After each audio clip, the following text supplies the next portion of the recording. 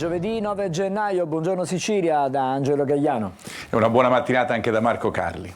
Allora, come sempre cominciamo la nostra mattinata con la cronaca e torniamo a Palermo dove un padre si è ucciso, si è tolto la vita vessato per mesi dalla figlia sedicenne e dal giovane fidanzato della figlia che pretendevano continuamente del denaro. I due giovani sono stati arrestati. Per mesi ha subito minacce e botte che lo hanno portato a finire anche in ospedale e continue richieste di denaro da parte della figlia sedicenne e del suo fidanzato di 17 anni. Un clima troppo pesante e violento e lui, un 48enne di Palermo, non ha retto e si è impiccato in casa sua nel popolare quartiere del villaggio Santa Rosalia, vicino alla cittadella universitaria, lo scorso 21 marzo. Qualche giorno prima del suicidio, la figlia aveva scritto su WhatsApp al padre, disoccupato, diabetico e senza denaro per le medicine, che se non le avesse dato la cifra richiesta lo avrebbe denunciato per violenza sessuale. I due giovani sono stati arrestati. Lui, che adesso è maggiorenne, da novembre si trova nel carcere minorile Malaspina, lei in una comunità a Catania. Il corpo dell'uomo è stato trovato da uno dei figli insieme a 2 lettere del padre, una per la ragazza e l'altra per se stesso e il fratello più piccolo, anche questo vittima di violenza da parte dei due. Nella missiva indirizzata alla sua aguzzina il genitore scrive dell'estorsione di migliaia di euro subita e le ricorda che porterà con sé per tutta la vita il fardello della propria morte. Testimonianze e messaggi sui cellulari ricostruiscono il diabolico piano messo in atto dai 2 minorenni nei confronti dell'uomo, dalla falsa violenza sessuale all'intenzione di ucciderlo. Le innumerevoli richieste di denaro servivano per acquistare cellulari, andare a cena o fare acquisti. La giovane incinta viveva a casa del fidanzato, figlio di un pregiudicato. Tra i ricatti della sedicenne per ottenere denaro anche la minaccia di farla finita, assieme al bambino che portava in grembo. Inutili tentativi dell'uomo di portarla alla ragione, che più volte le aveva spiegato di non avere più denaro nemmeno per le proprie medicine. E adesso andiamo proprio da Marco Carli perché questa notizia da ieri ormai campeggia sui quotidiani, stamattina torna di nuovo. Eh sì, anche perché Angelo la ritroviamo proprio perché ha fatto molto discutere, anche scalpore questa notizia, dunque la ritroviamo anche sui quotidiani nazionali, per esempio sulla Corriere della Sera. Pagine interne c'è proprio la storia con questo titolo: estorsioni contro il padre, lui si suicida, arrestati la figlia quindicenne e il fidanzato. A Palermo appunto i due pretendevano 5.000 euro lasciati in eredità dalla madre, l'uomo si è impiccato in casa. Il parto, la ragazzina ha avuto un bambino, il piccolo è stato affidato dal giudice a un tutore. Lasciando il Corriere della Sera nelle pagine interne, ci ritroviamo adesso nelle pagine interne invece della Sicilia per farvi vedere il titolo: suicida perché vessato dalla figlia. L'uomo si uccise il 21 marzo, l'arresto della ragazza e del suo fidanzato, anch'egli minorenne, per rapina, estorsione, morte o lesione come una conseguenza di altro delitto. Qualche giorno prima del suicidio, leggiamo anche una parte dell'articolo, la ragazza aveva scritto su WhatsApp al padre, disoccupato, diabetico e senza denaro per le medicine, che se non le avesse dato la cifra richiesta lo avrebbe denunciato per violenza sessuale. E adesso invece restiamo alla cronaca, ma ci occupiamo di altri casi di presunta malasanità. Si sono verificati a Palermo e anche a Messina. Il primo a Palermo al Villa Sofia, l'altro al Papardo. Adesso il presidente della regione Schifani ha convocato i vertici dell'ospedale palermitano, mentre a Messina è stata aperta una inchiesta. Sentiamo e vediamo il servizio. Un altro possibile caso di malasanità a Palermo, nell'ospedale di Villa Sofia. Anche questa volta qualcosa non ha funzionato. È la morte di Giuseppe Barbaro, un uomo di 76 anni, giunto a Villa Sofia con un problema alla spalla. È rimasto per 3 giorni su una barella e per 17, in attesa dell'intervento, allunga nuove ombre sull'organizzazione della sanità siciliana. Secondo i familiari non avrebbe ricevuto cure adeguate dai sanitari. Prima di Natale all'ospedale in Grassia era morta Maria Ruggio, rimasta, stando alla denuncia dei familiari, per diversi giorni su una barella. Il presidente della regione Sicilia, Renato Schifani, per domani ha convocato i vertici di Villa Sofia. Abbiamo fatto non un blitz, ma una visita non attesa, un corridoio pieno di pazienti, come pronto soccorso stavano nel corridoio.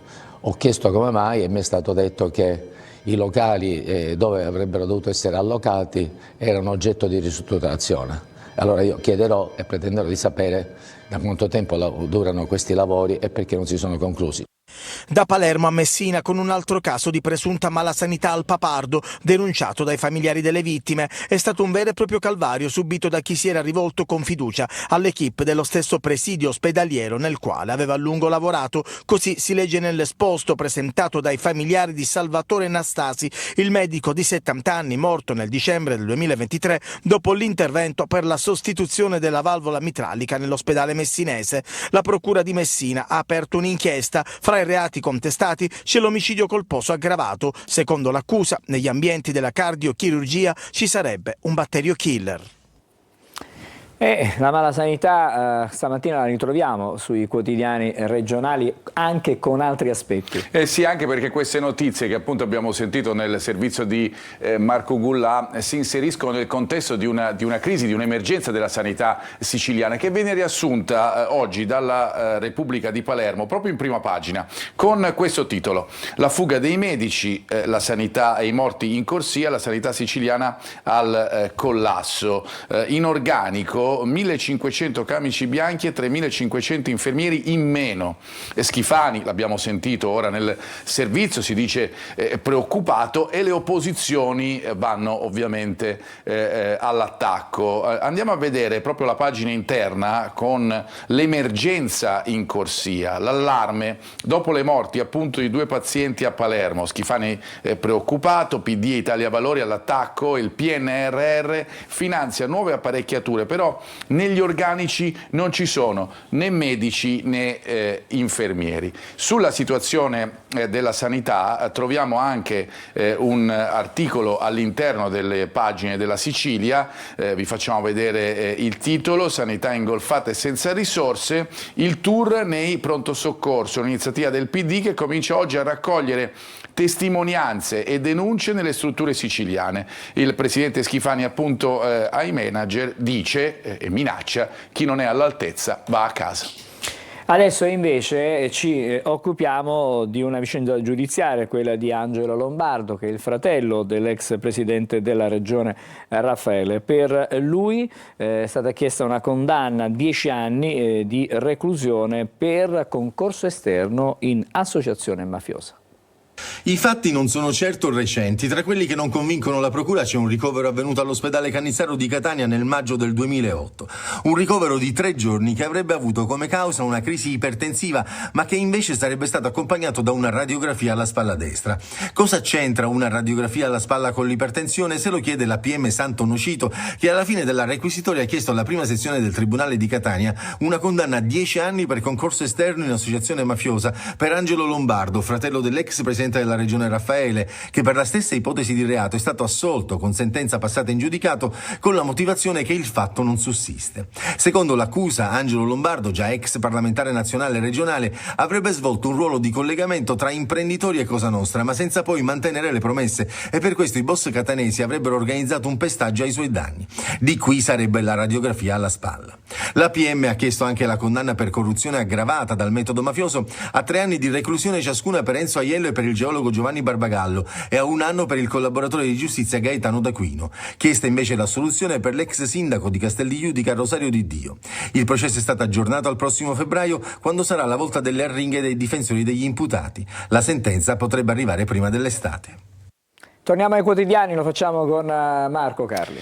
Sì, torniamo, Angelo, alle pagine interne della Sicilia, perché è qui che troviamo anche riferimento alla notizia che abbiamo appena dato nel servizio. Proprio subito prima della notizia di cronaca con cui abbiamo aperto questa trasmissione, gli ultimi telegiornali, troviamo invece il processo a Catania con il concorso esterno con i PM che dicono condannare Angelo Lombardo a 10 anni. anni per l'accusa fu il trade union tra mafia e imprenditoria. Per lo stesso reato il fratello Raffaele è stato assolto. Andando all'interno dell'articolo, 10 anni di reclusione, è stata questa la richiesta di pena del procuratore aggiunto Agata Santonocito nei confronti appunto di Angelo Lombardo. Sono servite 3 udienze ai PM, Antonino Fanara e Santonocito, per cristallizzare un complesso compendio probatorio composto da dichiarazioni di collaboratori di giustizia e diverse intercettazioni.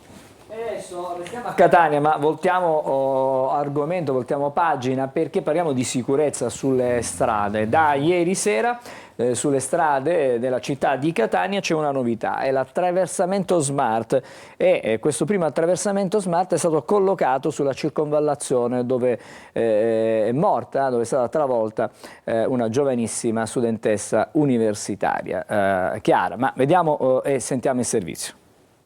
Si chiama attraversamento smart e il primo è stato collocato in via sperimentale sulla circonvallazione di Catania, spesso teatro di numerosi incidenti, all'altezza del distributore di carburanti e a pochi metri dal luogo dove è morta poco più di un anno fa, nel novembre 2023, investita mentre attraversava Chiara Adorno, studentessa di 18 anni originaria di Solarino nel Siracusano. Grazie ad un'iniziativa di Enel Sole che sta sperimentando in Italia, e anche Catania è stata scelta per questa sperimentazione degli attraversamenti particolarmente illuminati, creiamo delle condizioni di migliore sicurezza, altri ne saranno installati, ma naturalmente presuppone, come abbiamo visto, la necessità assoluta che da parte degli automobilisti ci sia il rispetto innanzitutto delle strisce pedonali. Non è un semaforo ma un attraversamento pedonale rinforzato con LED luminosi e lampeggianti arancioni che si attivano da un pulsante in modo da avvertire l'automobilista. È un primo attraversamento smart che potrà diffondersi anche in altre parti della città, in sinergia con il Consiglio Comunale ma anche con i consigli di circoscrizione. Avete individuato altre aree, magari quelle meno illuminate? Allora, per adesso il lavoro è iniziato proprio da poco, quindi diciamo le postazioni verranno decise magari in seguito. Non tutte le auto però tendono a fermarsi, infatti anche durante la nostra presenza alcune sfrecciavano, incuranti dei pedoni. Intanto, da quando è attivo il T-Red, che immortala le targhe di chi supera i 50 km/h, sono state elevate 11.500 contravvenzioni, fondi questi destinati a installare altri semafori intelligenti in città. Presente con l'amministrazione anche Piermaria Capuana, vicepresidente della terza commissione viabilità. Andiamo di nuovo alla lettura dei quotidiani regionali, Marco. E andiamo, Angelo, a dare uno sguardo anche a quella che è un'altra situazione. Ne abbiamo parlato ovviamente per quanto riguarda la sicurezza sulle strade, ma un altro tema a Catania è quello delle partecipate, anche per quanto riguarda la viabilità. Ad esempio troviamo nelle pagine interne della Sicilia il risico delle partecipate verso la fine della partita. Questo è il titolo che appunto troviamo.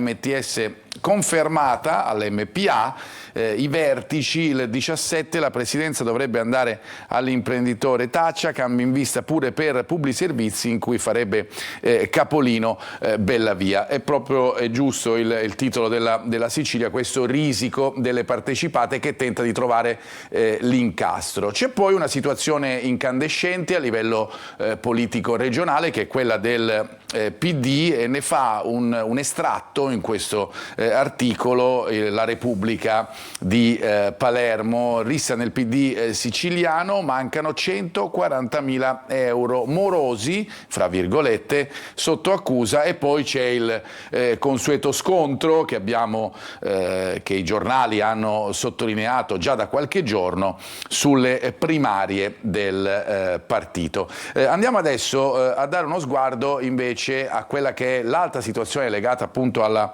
sicurezza in Sicilia. Sempre su Repubblica Palermo, nel titolo sotto la testata, troviamo il modello Caivano. Ne abbiamo parlato spesso anche nei nostri telegiornali, il duello sulle periferie, l'attesa a Borgonuovo e San Cristoforo per le misure del governo. Anche in questo caso c'è l'intervento da parte del PD ma anche dell'ANCI, che chiedono chiarezza sulle scelte. Andiamo proprio nelle pagine interne per vedere più da vicino quella che è la situazione nelle due zone, appunto Borgonovo a Palermo, San Cristoforo a Catania. Il decreto Caivano in Sicilia, la lunga attesa di Borgonuovo, non sia uno spot, questo si chiede, non sia una situazione appunto pubblicitaria, ma che porti a realmente qualche risultato. Mentre a Catania, a San Cristoforo, dubbi e ritardi, e dunque qualcuno si lamenta, dice che il tempo stringe. Nel quartiere palermitano c'è soddisfazione, ma le altre periferie restano in attesa di interventi. Ci sono pure delle foto appunto del quartiere di Borgonovo. Nel rione invece del centro storico etneo dovrebbero arrivare tra i 25 e i 30 milioni, ma restano 2 mesi per redigere i progetti, tentando appunto di non perdere questa disponibilità economica. Abbiamo parlato della viabilità e chiaramente in questo contesto, in questo periodo storico soprattutto, un tema sempre importante per quanto riguarda la viabilità e le infrastrutture in Sicilia è quello del ponte sullo Stretto. Anche nella giornata di oggi ritroviamo degli articoli sia per quanto riguarda la Sicilia che sulla Gazzetta del Sud. Per il quotidiano etneo si parla di una partenza dei lavori a tappe nel 2025, dunque quest'anno, fra CIPES, bonifiche e contenziosi giudiziari. Il percorso parte dal mese di gennaio, proprio da questo mese, attesi il progetto definitivo e le udienze del TAR del Lazio e della Corte d'Appello. Sotto l'aspetto delle udienze se ne parla molto sulla Gazzetta del Sud. Rigettata la prima istanza, l'azione inibitoria collettiva contro la Stretto di Messina, la società che appunto deve gestire la realizzazione di questa struttura, proposta da un gruppo di cittadini. I legali avevano chiesto al Tribunale delle Imprese di Roma il top secret sui nomi dei ricorrenti. Si attende ora la decisione nel merito, ma insomma lo sappiamo, questa è una situazione che comunque fa tanto discutere, così come lo sappiamo ha fatto discutere, è stata molto importante la visita del Presidente della Repubblica nel Catanese nei giorni scorsi, da cui è emerso un tema importante, quello dei paesi fantasma, dei ragazzi che appunto abbandonano la terra natia, in questo caso la Sicilia. E allora guardiamo qui ad esempio sulla Sicilia, si parla dell'isola dei paesi condomini. Allora c'è qualcuno che appunto si domanda, senza neanche un bar, che vita è? Dopo l'appello di Mattarella arriva la battaglia di ANCI Sicilia, un tavolo trasversale sui comuni fantasma. Allora si fa un po' il punto di quali sono e quanti sono i paesi con meno di 5.000 abitanti, che magari possono essere in questo momento anche lasciati da parte dei cittadini, soprattutto più giovani. Sono 86 nella provincia di Messina, che vabbè, la provincia lo sappiamo con più comuni in generale, sono 49 nel Palermitano, 20 nell'Agrigentino, 14 nel Catanese, 11 nel Nisseno, per andare a guardare ovviamente tutte le varie province, ma chiaramente diventa un problema per i territori in generale, non solo per i comuni. Allora alla voce dei territori si dà appunto spazio in questo approfondimento che troviamo nella parte più bassa della pagina, nel taglio basso, piccolo non sempre bello, la voce appunto dei territori, viabilità e sanità, le note dolenti dal vallone all'entroterra del sud-est, la parola ai sindaci che raccontano appunto le difficoltà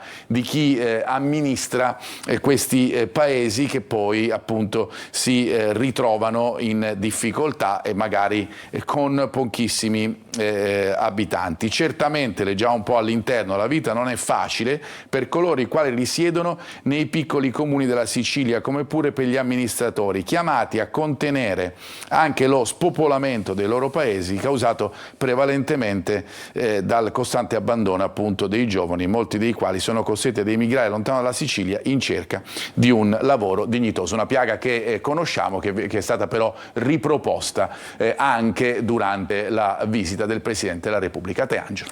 Grazie Marco. Allora è il momento di avere notizie, diciamo, aggiornate in tempo reale su quella che è la viabilità nella nostra regione, soprattutto nella Sicilia orientale, collegandoci con la polizia stradale del compartimento Sicilia orientale. Come dicevo, con noi c'è stamattina il vice ispettore Salvatore Licco. Buongiorno. Buongiorno a lei, a tutti i telespettatori del compartimento Polizia Stradale Sicilia orientale di Catania. Andiamo subito con le notizie sulla viabilità sulle strade di nostra competenza. Andiamo subito col dire che sulla tangenziale di Catania si segnalano code traffico intenso in direzione Siracusa. Traffico intenso, gli orientamenti sulla 18 dallo svincolo di San Gregorio in direzione sud, Catania Centro. Sulla A19 Catania-Palermo persiste la chiusura dello svincolo di Enna in entrata e in uscita in direzione Palermo. L'uscita consigliata per raggiungere Enna nel vincolo Mulinello di Taino. Sulla SS 121 Catania-Paternò, traffico intenso dallo svincolo Tavora in direzione Catania. Sulla SS 121 sull'audio cerchiamo di trovare, vediamo, ecco, vediamo mi sente ora? Ecco, adesso la sentiamo meglio. Sì. Scusate, sulla SS 192 Valle del Dittaino, lavori di demolizione della parte superficiale del ponte Dittaino posto al chilometro 43,270 lungo la predetta strada statale. Si consiglia agli utenti in transito lungo la strada statale SS 192 di utilizzare il percorso alternativo dello svincolo di Agira sull'autostrada A19 fino allo svincolo successivo di Catena Nuova in direzione Catania e viceversa in direzione Enna. A questo punto, come è solito fare, diamo le pillole di sicurezza stradale.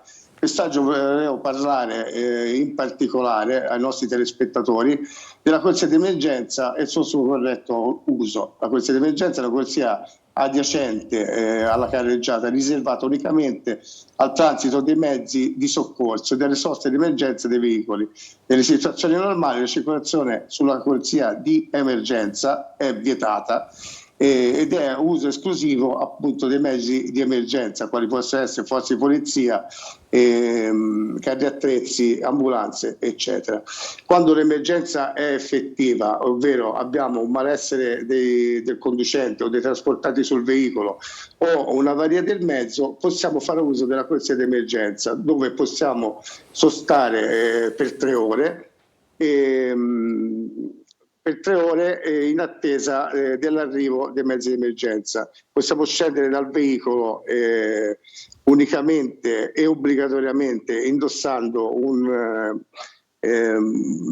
le bretelle o il giacchetto catarifrangente e raggiungere le colonnine SOS poste a disposizione degli utenti per chiamare il soccorso stradale.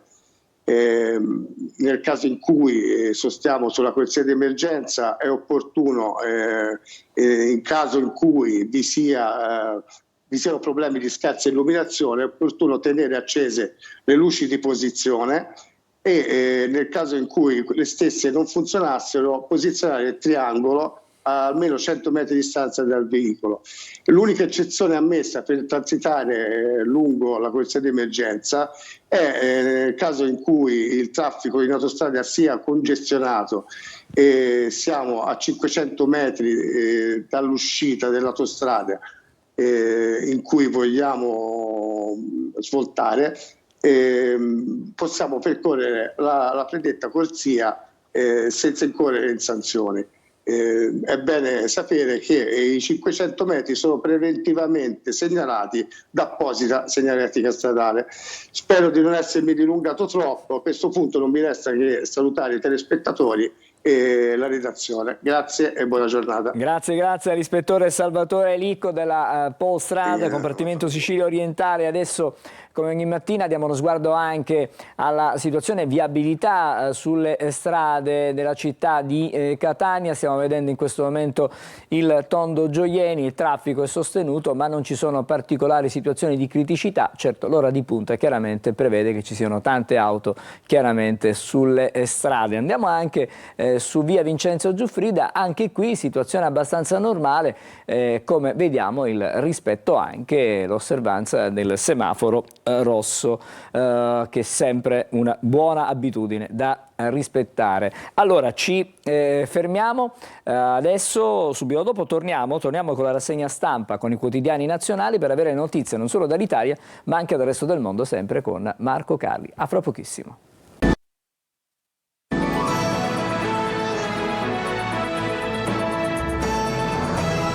Proseguiamo la lettura dei quotidiani, come anticipato adesso quelli nazionali, con le notizie che arrivano dall'Italia e anche dal resto. Marco. E Angelo, apriamo questa parte della nostra rassegna stampa con il ritorno in Italia, con quella che è l'apertura praticamente di tutti i quotidiani nazionali, cioè il ritorno in Italia di Cecilia Sala, della giornalista che è rimasta imprigionata in Iran, con tutte le storie che sono collegate a questo ritorno, come quella dell'ingegnere iraniano Abedini. Allora, questo è il titolo che troviamo sul Corriere della Sera. Ciao, sono tornata, svolta con l'Iran dopo 21 giorni di prigionia, l'applauso in Senato, i complimenti di Mattarella, la Schlein che ringrazia il governo, Cecilia Sala libera, l'arrivo a Roma e l'abbraccio con la famiglia, e la Meloni che era insieme a Tajani a ricevere la ragazza, ovviamente insieme ai familiari e al fidanzato che fa il giornalista anche lui, dice sei stata forte. Andiamo adesso a dare uno sguardo a quelle che sono le pagine interne, perché troviamo tutto un approfondimento su questa notizia. Ad esempio le parole della giovane giornalista: sto bene e ringrazio, che emozioni i vostri volti e le voci dopo tanto silenzio. Appunto 21 giorni all'interno di questa prigione in Iran. Le prime parole al suo podcast, appunto il titolo che scelgono in molti: ciao, sono tornata, con la liberazione avvenuta appunto nella giornata di ieri. Ma ci sono chiaramente i retroscena con i canali degli 007. Dicevamo che c'è questo intreccio con l'ingegnere dei droni, così è stato definito Abedini da parte di chi lo ha poi imprigionato e detenuto, lo ricordiamo, a Milano. I canali degli 007, poi la svolta via allo scambio differito, dovrebbe essere scarcerato a breve, probabilmente la prossima settimana, tanto è vero che appunto se ne parla, guardate qui sulle pagine interne sempre del Corriere della Sera: arresti domiciliari, Abedini, lo snodo in corte d'appello, l'ingegnere in aula a Milano il 15 di gennaio. Il ministro della giustizia può, in caso di richieste di estradizione, comunicare ai giudici la revoca della custodia cautelare. E poi i complimenti del Quirinale riguardo alla vicenda: il governo incassa il grazie bipartisan. Poi andremo a vedere i titoli dei quotidiani, perché chiaramente qualcuno si concentra solo ed esclusivamente sulla liberazione della giornalista, qualche altro quotidiano invece fa come sempre, inquadra la notizia sotto l'aspetto politico, ma lo vedremo fra pochissimo, perché vi facciamo vedere intanto altre due notizie che hanno riempito i giornali oggi e anche i TG nella giornata di ieri. Una ci porta addirittura negli Stati Uniti, perché Los Angeles è invasa dalle fiamme, forte vento, incendi in California, fiamme paura dunque, il vento spinge 4 roghi, è impossibile domarli, addirittura anche le star di Hollywood ovviamente sono persone come tutte, fra le migliaia di evacuati che hanno abbandonato le case. Guardate questa abitazione in fiamme, stiamo parlando comunque sempre l'emisfero nord. Questa è la situazione a gennaio a Los Angeles. Mendes. E poi l'altro caso che invece ci riporta a Milano del ragazzo Rami, dopo l'inseguimento, il suo caso morto dopo l'inseguimento dei carabinieri a Milano, e polemica sui filmati, l'ipotesi dell'omicidio volontario. I PM valutano il cambio del reato e l'arma che specifica quei video però di cui vediamo dei fermo immagine proprio in questa pagina, li abbiamo diffusi noi. Vi dicevamo, ritorniamo dunque adesso ai titoli in prima pagina delle varie prime pagine dei quotidiani nazionali. Vi dicevamo inizialmente i titoli abbiamo racchiuso quelli che appunto parlano semplicemente e solamente importante ovviamente del ritorno della giornalista in Italia. Molti usano questo titolo, come La Stampa: ciao, sono tornata. Quello del podcast, per intenderci, l'avevamo sottolineato anche all'interno del Corriere della Sera, e ritroviamo questo titolo in parecchi quotidiani. Ve li facciamo vedere velocemente, come ad esempio il Messaggero, che però poi riporta l'incontro appunto fra Giorgia Meloni, avvenuto nelle salette interne di Ciampino, e Cecilia Sala, appunto liberata. Anche La Nazione, guardate, sono tornata, in questo caso c'è l'abbraccio fra la Sala e la mamma e il papà, che chiaramente hanno sofferto tanto in questo periodo. Ma vi dicevamo anche che c'è poi una lettura politica, come sempre avviene, ne abbiamo parlato, c'è stato l'applauso di Mattarella e tutto sommato i complimenti bipartisan, perché è normale che sia così. È stato un successo sotto l'aspetto diplomatico questo del doppio confronto sia con l'Iran che con gli Stati Uniti, ma le letture sono come al solito date dai quotidiani. Ad esempio sul Fatto Quotidiano ecco lo scambio dietro la Liberazione: blitz di Meloni, quello negli Stati Uniti con Trump, e i dati di Abedini, l'ingegnere iraniano, utili appunto agli Stati Uniti. Probabilmente questa visita, questo blitz statunitense da parte di Giorgia Meloni ha cambiato le carte in tavola, ha trovato l'ok da parte di Trump. Tanto è vero che il Giornale titola capolavoro di Meloni, la liberazione di Cecilia Sala, la giornalista rimpatriata da Teheran, la premier la accoglie: sei stata forte. Decisivo, dice il Giornale, il viaggio da Trump, stroncato da quella sinistra. Ecco qua vedete le letture politiche, che adesso applaude. Sul Libero è un po' lo stesso discorso: trionfo della Meloni, sinistra sotto un treno, dopo 2 settimane di urle e accuse inventate da parte dell'opposizione, il governo ottiene la liberazione della giornalista, che ringrazia appunto Giorgia. Però ad esempio ci sono altre letture, come ad esempio questa del Manifesto, che parlando dell'attività del governo nazionale titola così: anche cose buone. In questo caso non c'è una notizia positiva, ed è appunto la liberazione della giornalista. Fuori dal carcere di Teheran, Cecilia Sala è libera, ad accogliere a Roma anche la presidente Meloni, che incassa un successo personale grazie al via libera di Trump. Ma andando oltre, chiaramente verifichiamo ancora qualche titolo legato appunto a ciò che è il contorno della notizia.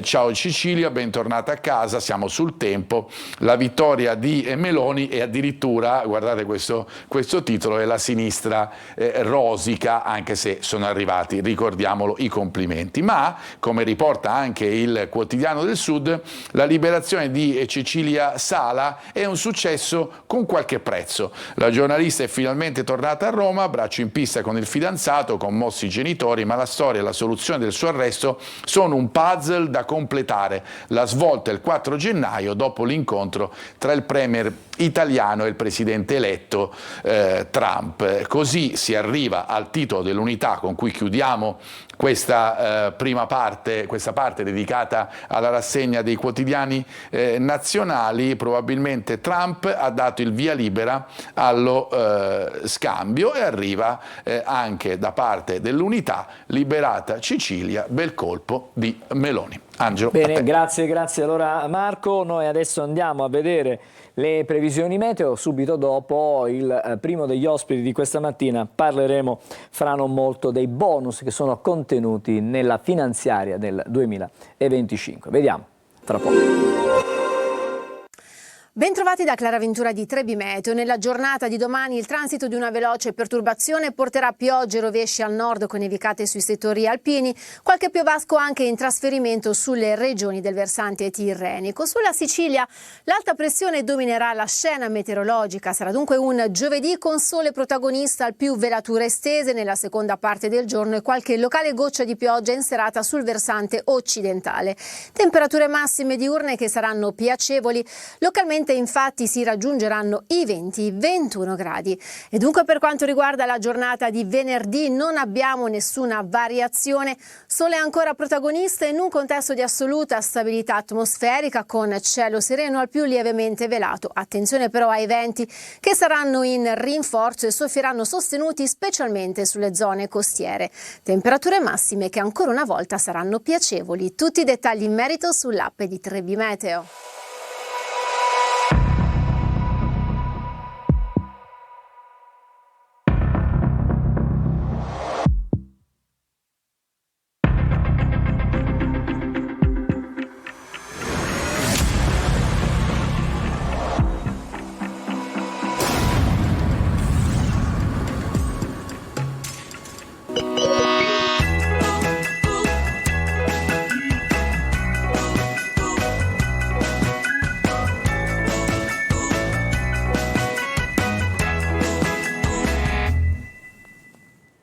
Eccoci ancora, buongiorno, bentrovati a Buongiorno Sicilia. Con noi c'è Anna Quattrone, buongiorno, dottoressa, consigliere tesoriere dell'Ordine dei Dottori Commercialisti ed Esperti Contabili di Catania. Esatto. Allora, stamattina parliamo di bonus 2025, anche di questo, che sono contenuti nella finanziaria che è stata licenziata dal governo. Una legge di bilancio che in qualche modo ha mantenuto alcuni di quelli che erano i bonus dell'anno passato, ci sono delle introduzioni di altri benefit, chiamiamoli così. Per quanto riguarda i figli, quali sono e se ci sono delle novità?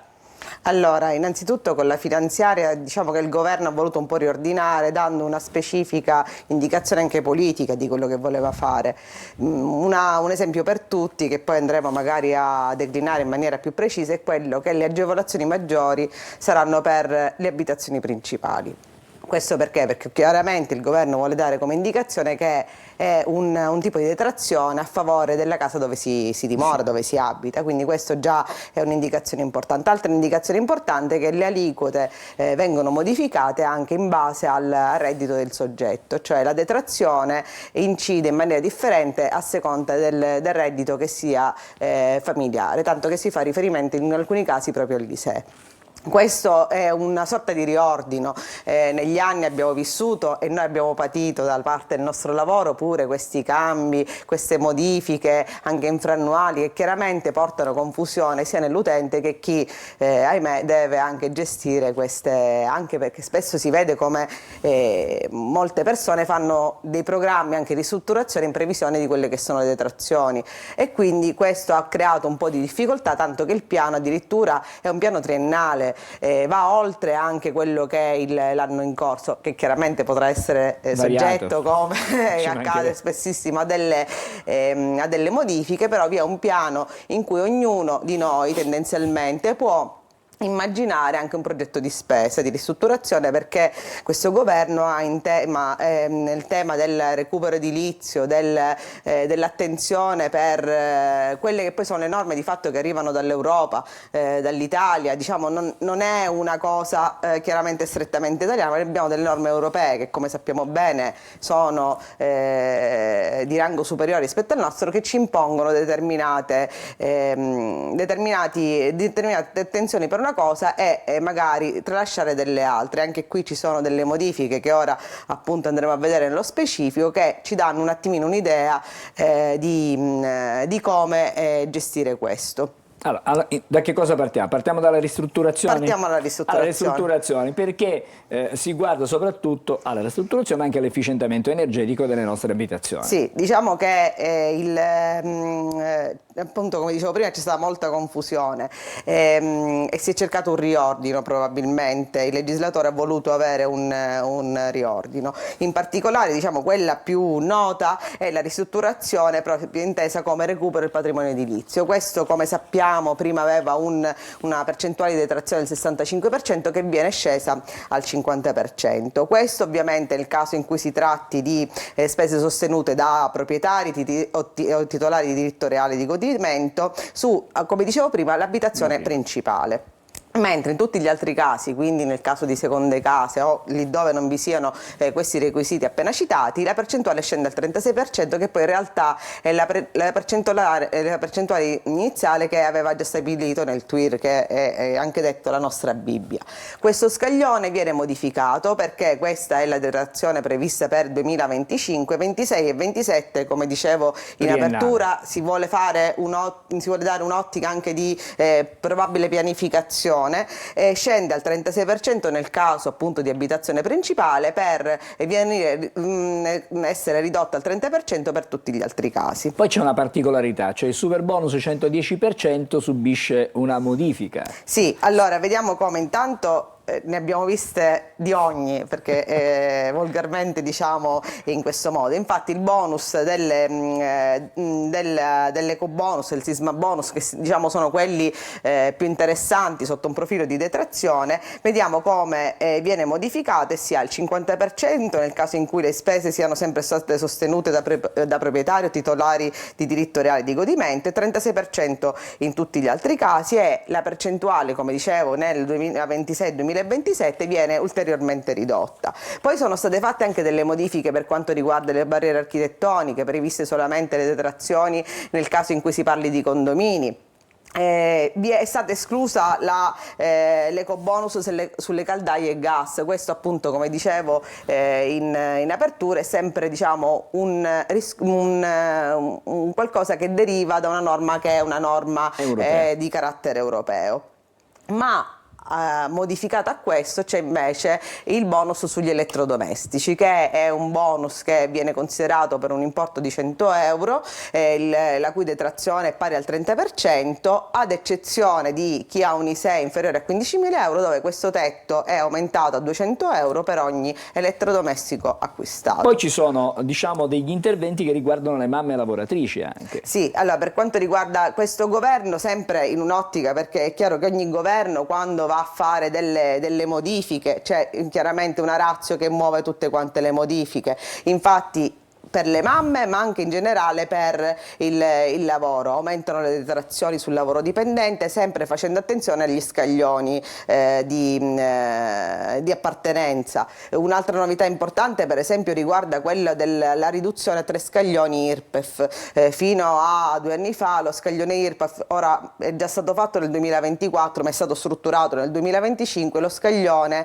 mentre prima era fino a 15.000 euro, da 15.000 euro a 28.000 euro, oggi c'è un unico scaglione che va da 0 a 28.000 euro con un'aliquota del 23%, e poi gli altri 2 scaglioni, quindi riducendo i beneficiari che hanno un reddito da 15.000 a 28.000 hanno avuto chiaramente un beneficio non indifferente. Come un'altra cosa importantissima che si è rilevata in questa finanziaria è il mantenimento del regime forfettario, e sulla base di questo vediamo come anche lì per accedere al regime forfettario, mentre prima il limite del reddito da lavoro dipendente era 30.000 euro, è stato aumentato a 35.000 euro. Quindi diciamo delle novità importanti sono presenti. Come sempre non è tutto risolutivo, però è chiaro che ci sono delle novità che riguardano, quantomeno c'è il bonus psicologico che è stato mantenuto, sì. Cioè quindi psicologo, chiedo scusa, quindi quello resta. Sì. Però accanto a questo ce n'è uno che sostiene gli studenti, che dovessero avere, diciamo, un disagio psicologico, quindi ci sono delle risorse a disposizione anche per i ragazzi. Questo deriva sempre probabilmente da una consapevolezza della situazione che è cambiata, quindi è chiaro che nel momento in cui la società, i giovani, soprattutto gli adolescenti si rilevano delle difficoltà, il governo ha l'obbligo di andare a intervenire anche su questo, quindi come il bonus psicologo, chiaramente è un bonus importante perché permette magari a chi non ha le risorse di avere un sostegno a fronte di disagi che purtroppo fanno parte, diciamo, la cronaca, e lei in questo sicuramente maggiore conoscitore di me ha a che fare, quindi è chiaro che il governo in questo ha creato delle misure di supporto a delle problematiche sociali importanti. E sempre per quanto riguarda le famiglie, a proposito dei giovani e dei ragazzi, ci sono anche c'è il fondo famiglie, ad esempio, che è un rimborso parziale per le attività sportive dei ragazzi. Sì, insomma, in qualche oltre modo, questo, che è molto importante, perché questo è un aspetto importante, è stato aumentato per esempio la detrazione per quanto riguarda le spese sostenute scolastiche, che da 800 euro passa a 1000 euro a figlio. Questo ovviamente non è risolutivo, però siccome molte famiglie devono sostenere anche delle spese per le scuole secondarie, per le scuole dell'infanzia, avere un sostegno in questo senso sicuramente è un'agevolazione che non dispiace. Ecco, non è risolutivo ma non dispiace. Assolutamente. Abbiamo ancora 2 minuti. Questi ultimi 2 minuti magari abbiamo parlato delle famiglie, abbiamo parlato di quelli che sono i bonus, il sostegno, ma le aziende da questa finanziaria che cosa ne traggono e se vedono qualcosa di positivo in questa finanziaria? Allora, anche qui c'è sempre, diciamo, un principio cardine che muove il legislatore. Un'importante modifica è quella dell'aliquota IRES, quindi l'imposta a cui sono assoggettate le società di capitali, che dal 24% passa al 20%, quindi con uno sconto importante. Ma l'agevolazione è soggetta ad alcuni principi importanti. Questo a chi spetta? Spetta a quelle aziende che mantengono il capitale all'interno della società fino a un minimo dell'80%. Le aziende che non vanno a licenziare le persone, quindi questo in realtà ha un impatto anche sociale, perché spinge le aziende a non disperdere magari quel patrimonio umano. Il problema lavoro da noi è un problema importante, quindi creare un incentivo alla società, che è quella che chiaramente dal lavoro è assolutamente importante, e anche chi fa investimenti nelle start-up innovative. Questo ovviamente è la voglia di andare avanti, di andare a trovare delle soluzioni anche che possono migliorare il welfare, che possono migliorare tutto quanto quello che ci circonda, e quindi questo mi sembra una novità importante che il governo ha messo in atto. Dottoressa, prima di salutarci, è chiaro che tutte queste norme, tutte queste modifiche, tutte queste novità poi vengono assorbite, devono essere recepite sì da noi tutti che siamo, diciamo, dei contribuenti, ma da voi per primi, perché siete quelli che poi di fatto andate a rendere concrete tutte queste nelle dichiarazioni dei redditi di tutti noi. Sì. È un lavoraccio che viene aggiornato continuamente. Sì, devo dire che il nostro lavoro fondamentalmente è fatto per una gran parte di studio, perché ora noi abbiamo fatto qualche battuta, abbiamo visto qualche accenno, qualcosa un po' più rilevante, però è chiaro che tutte queste norme che si vanno a incrociare, a incatenare pure con circolari, con sentenze, capisci pure come il nostro lavoro diventa un lavoro importante, dove lo studio è la base di tutto, cioè la mera compilazione della dichiarazione dei redditi chiaramente è solamente la fine di un processo molto più complesso. Io sono venuta qualche mese fa per parlare del 730 precompilato, che è uno strumento molto interessante, però è sempre opportuno andare a verificare, a controllare, perché i sistemi all'inizio hanno sempre scricchiolano un po', no? Certo. Quindi poi a regime è chiaro che sono degli strumenti che possono aiutare il contribuente anche a rendersi autonomo, ci mancherebbe, però il nostro lavoro, che è anche un lavoro sociale, devo dire che portiamo un grosso peso sulle spalle. Grazie alla dottoressa Anna Quattrone, che è consigliere tesoriere dell'Ordine dei dottori commercialisti e degli esperti contabili di Catania. Grazie, buon lavoro, perché ce n'è bisogno davvero del vostro lavoro. Ci fermiamo, fra poco torniamo, stavolta però parliamo diciamo, di quelle che sono delle novità che riguardano i rincari. Abbiamo parlato adesso dell'aspetto fiscale, ora parliamo dei rincari, a fra pochissimo.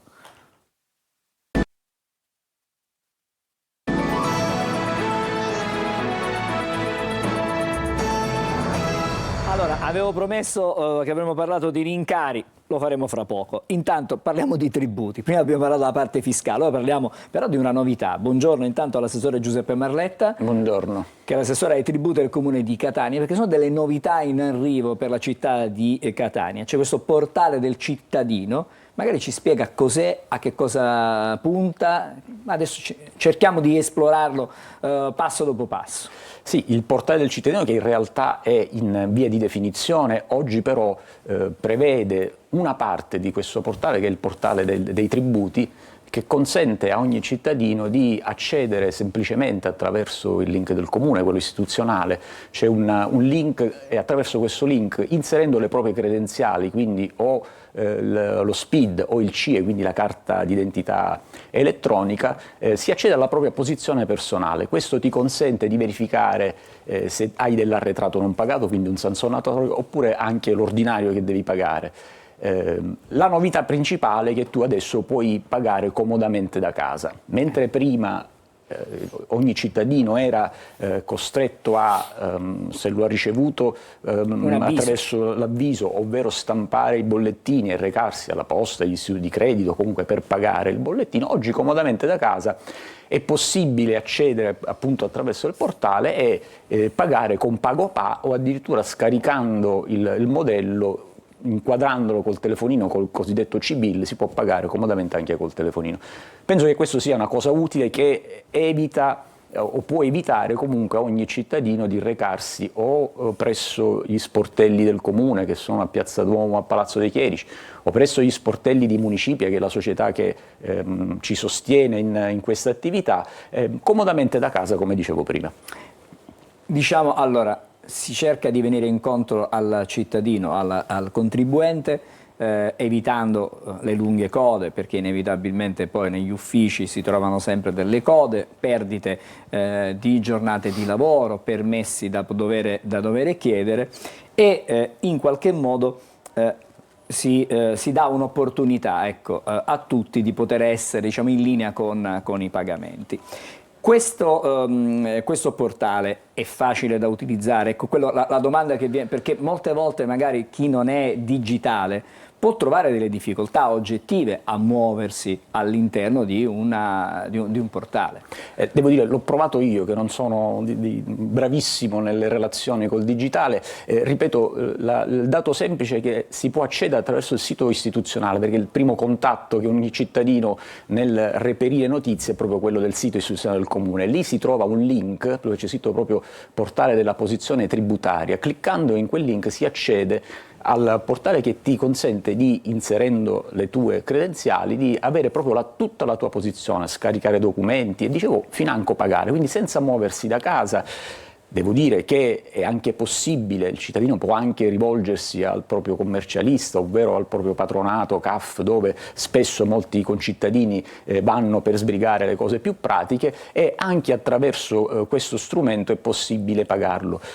La società Municipia sta ultimando e mettendo a punto anche la possibilità di procedere attraverso delega ai pagamenti, che gli istituti dei commercialisti possono tranquillamente, ricevuta la delega, procedere automaticamente, senza la presenza del diretto interessato e quindi del cittadino e del contribuente, procedere direttamente al pagamento del tributo. Una curiosità, leggo tra le note che dalla redazione mi passano, che c'è la possibilità addirittura in maniera autonoma di poter rateizzare un pagamento. Esatto, questo è molto importante, perché attraverso una finestra a tendina chi ha necessità di rateizzare il tributo può accedere individuando anche quali sono le rate possibili, e che questo dipende anche sia dalla volontà del cittadino, dalla sua possibilità, ma anche dal tipo di tributo e dall'importo, e cliccando su questa tendina individuare in quante rate pagare, automaticamente verranno generati i bollettini di pagamento e quindi si può pagare comodamente rateizzando. Quindi diciamo è una grande opportunità che viene,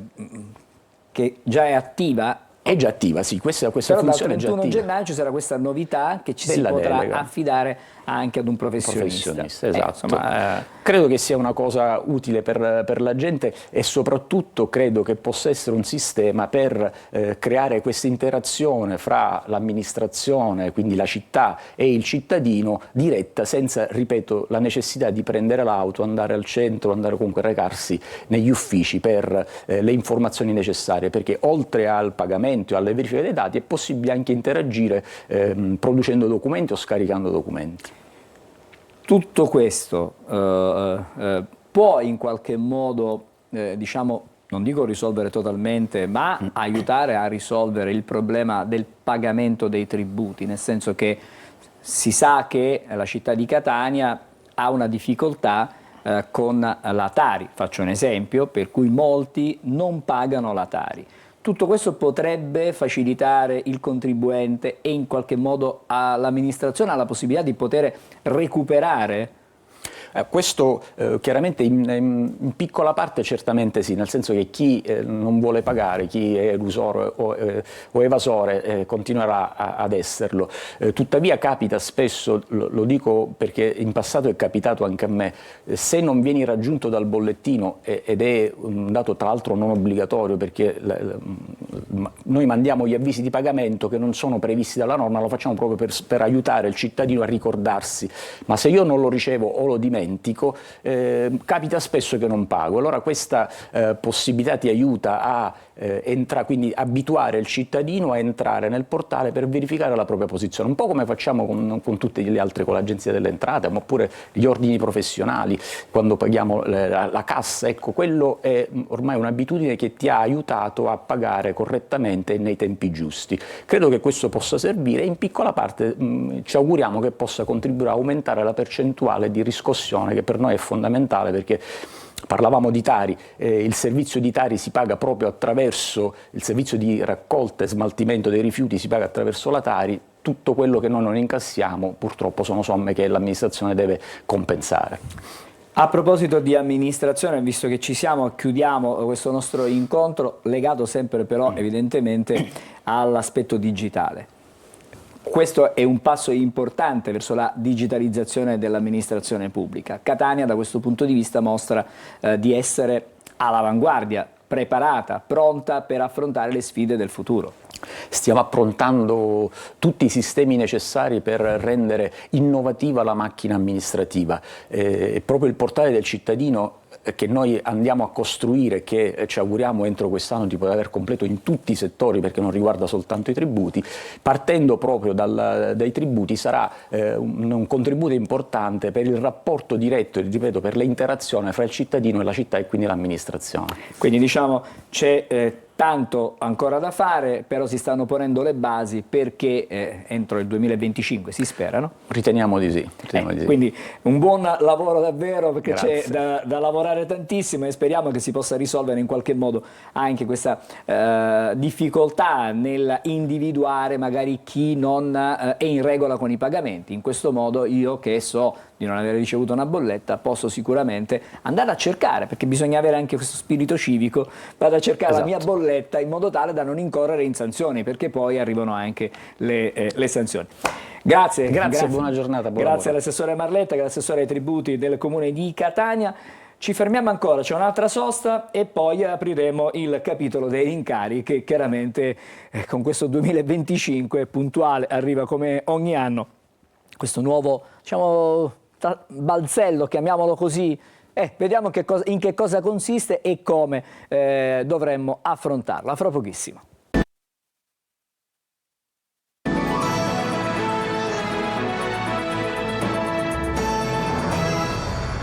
una volta si diceva dulcis in fundo, stavolta è amaro in fondo, molto, molto amaro, perché parliamo dei rincari per il 2025. Lo facciamo con l'avvocato Rosario Nigro. Buongiorno avvocato. Buongiorno. Che è il presidente di Assoutenti di Ragusa, ma anche consigliere nazionale di Assoutenti. Allora, ogni anno arrivano puntuali gli aumenti, che sono dettati da una serie di contingenze, fattori nazionali, fattori internazionali, produzioni più o meno variabili di una certa materia, conseguenza di fattori ambientali, fattori climatici, eccetera, eccetera. Però alla fine è sempre il consumatore finale che, tirando le somme, ne paga le conseguenze. Da cosa cominciamo? Cominciamo già dalla colazione, per dire, perché anche la colazione al bar, ma anche a casa, voglio dire, perché aumenta sia al bar che a casa, aumenta tutto. E purtroppo dopo i fortissimi aumenti che sono registrati nell'anno 2023, anche per il 2024 si registra questo trend negativo che in realtà permane da diversi anni e che Assoutenti con un lavoro minuzioso ha potuto appurare dal 2021, quantomeno nell'ultimo triennio ci sono stati sempre aumenti che non diciamo, accennano a diminuire. Lei ha citato la colazione italiana, la classica colazione italiana al bar, composta da caffè espresso, cappuccino e cornetto, chiaramente ne risente moltissimo, perché il prodotto finito, che a monte ovviamente viene lavorato con le materie prime, come si può citare appunto il caffè o il burro con cui viene fatto il croissant, hanno subito degli aumenti drastici e devo dire anche molto allarmanti anche per il 2024. La tazzina del caffè, in Italia se ne fanno tante, se ne consumano tante tazzine di caffè, però diciamo che il caffè è diventato, non dico quasi proibitivo, ma siamo lì, stessa cosa si può dire anche per il burro.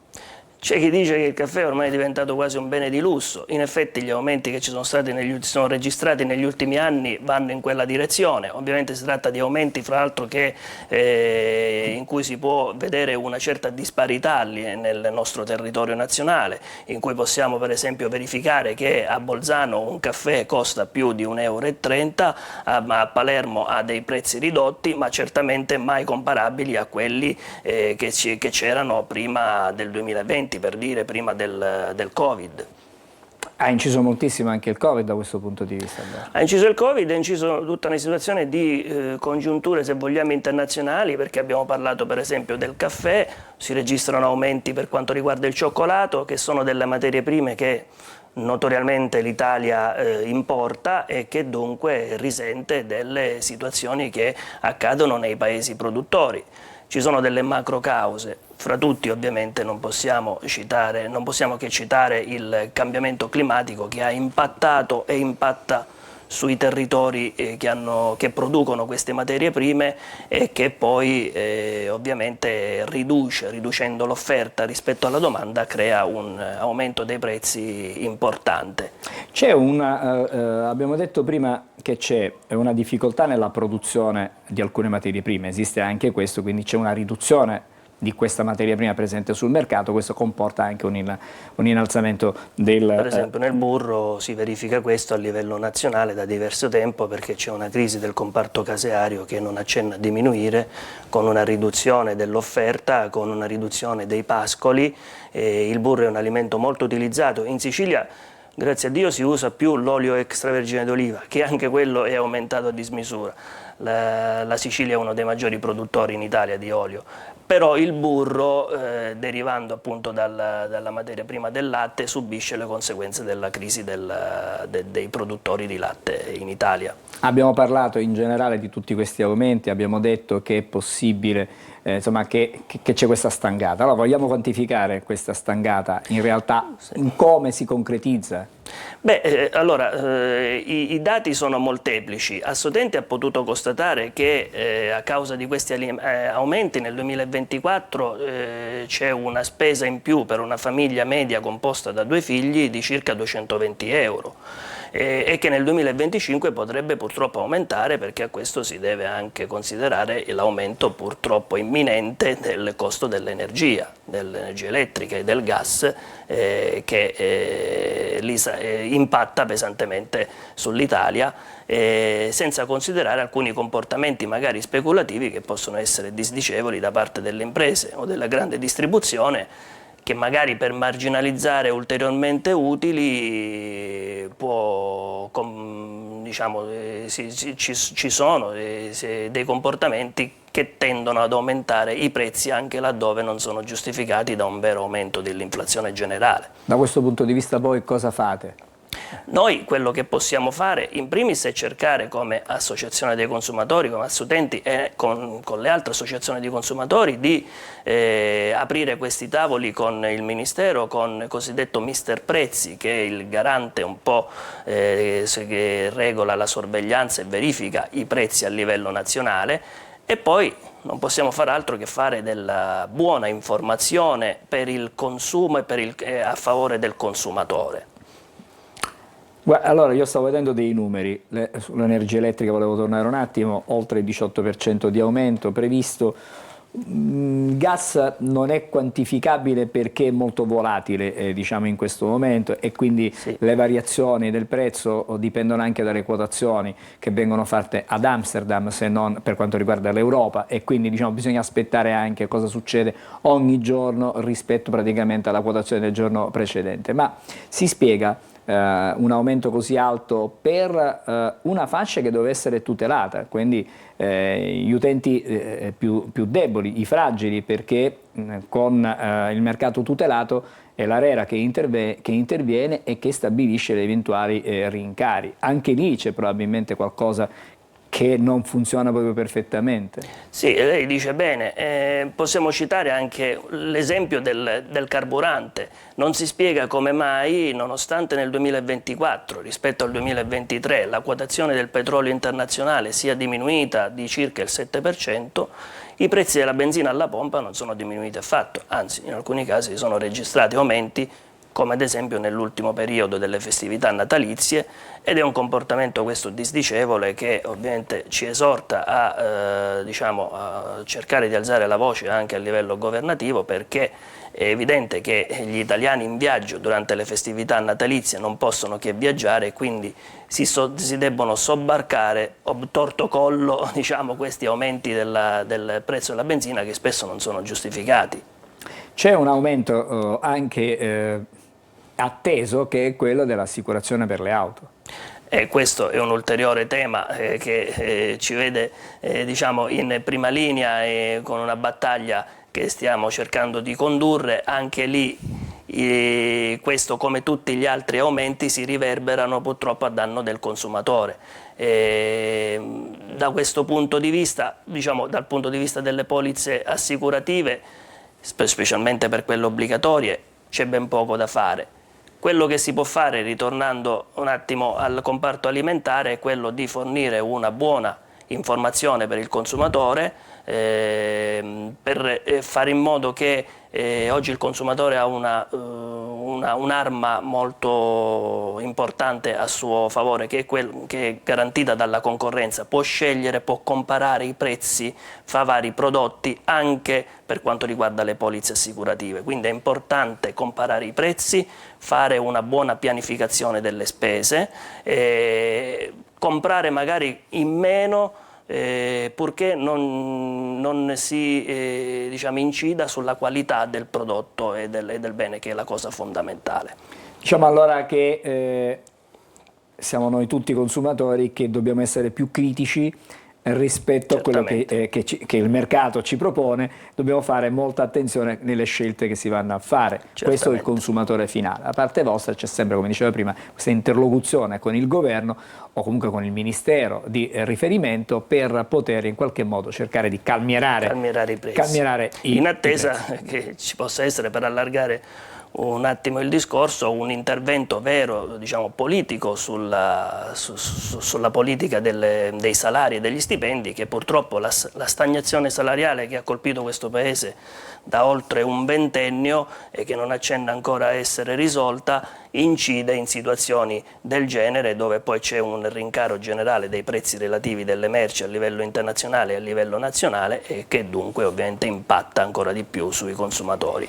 Allora, ci dobbiamo difendere, dobbiamo sapere che per il 2025 bisogna essere molto attenti e fare attenzione in qualsiasi settore della nostra vita, perché gli aumenti sono ovunque, non c'è un settore dove non ci saranno degli aumenti. Grazie per quello che fate come Gassoutenti, grazie all'avvocato Rosario Nigro, che è il presidente di Gassoutenti Ragusa, ma anche consigliere nazionale per l'appunto della stessa associazione. Noi ci dobbiamo fermare, vediamo le pillole di Almanacco e poi restate insieme a noi perché parleremo di altro, un po' più leggeri, con Marco Amato e il suo oroscopo del giorno.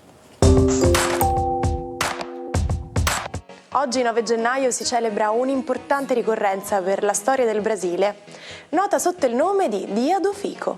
Si tratta di un evento che segnò un passo cruciale nell'indipendenza del Brasile dal Portogallo, quando nel 1822 il principe reggente Dom Pedro dichiarò: «Se è per il bene di tutti e per la felicità generale della nazione, ditemi di restare», in risposta alle pressioni del governo portoghese. Ogni anno in questo giorno vengono svolti eventi commemorativi nelle scuole, esposizioni, conferenze e tributi simbolici organizzati da istituzioni culturali, musei e università per evidenziare l'importanza di questo episodio nella costruzione della nazione brasiliana. Ma sapete come funziona una stampante 3D? Questo settore offre la possibilità di creare un'ampia gamma di oggetti, semplicemente stampandoli a partire da file digitali. Infatti parte tutto da un computer, dal quale è possibile creare il nostro progetto, quindi il nostro modellino. Il file verrà poi inviato alla stampante, che depositerà uno strato alla volta del materiale da noi scelto, generalmente plastica. Accumulando più strati si darà vita a un oggetto in 3 dimensioni.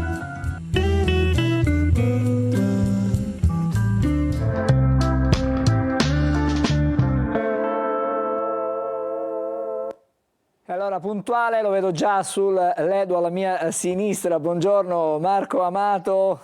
Buongiorno Angelo, buongiorno Sicilia. Buon caffè a te, tazzina. Grazie. Oggi di colore azzurrino, che cos'è? Confetto.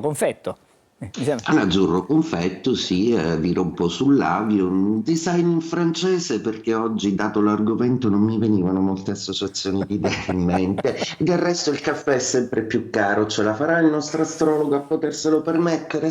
Dice di sì, l'oroscopo, vediamo. Speriamo di sì. Allora, oggi parliamo di TV, di una nuova serie televisiva.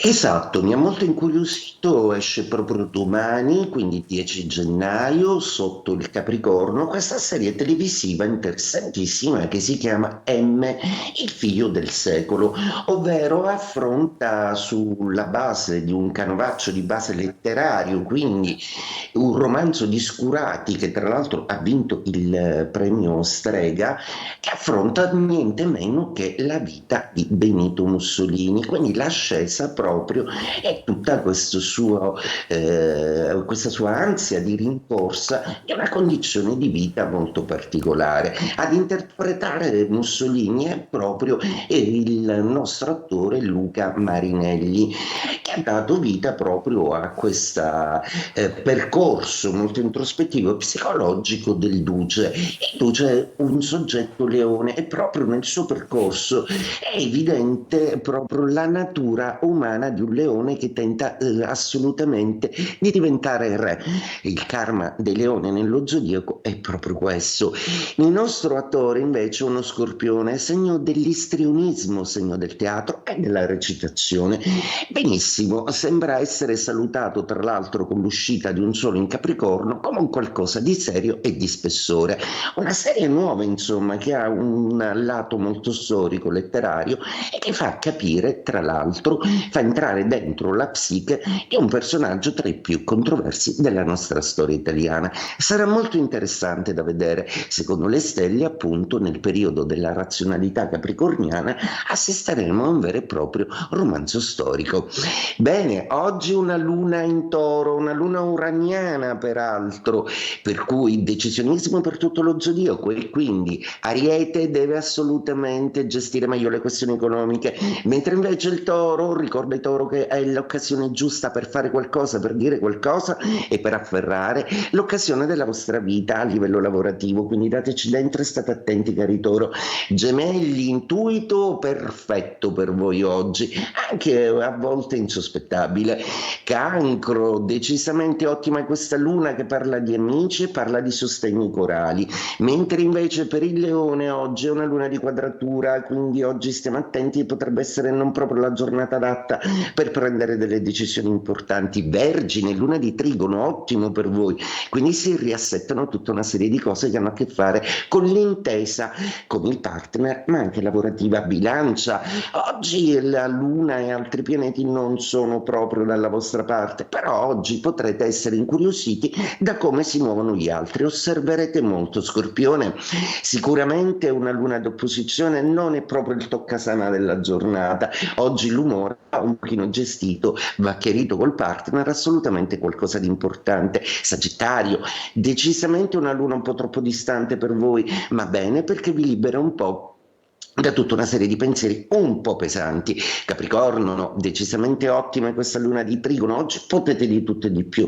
Acquario, oggi avrete voglia di stare un pochino più in casa, di essere un pochino più sereni, di sentirvi un po' più al sicuro, non potete essere sempre liberi e estrosi, oggi un po' di calma. Pesci, ottima per voi, riprende la comunicazione e soprattutto una sorpresa molto interessante con una persona che non vedevate da tempo. E detto questo, auguro un buongiorno a tutta la Sicilia.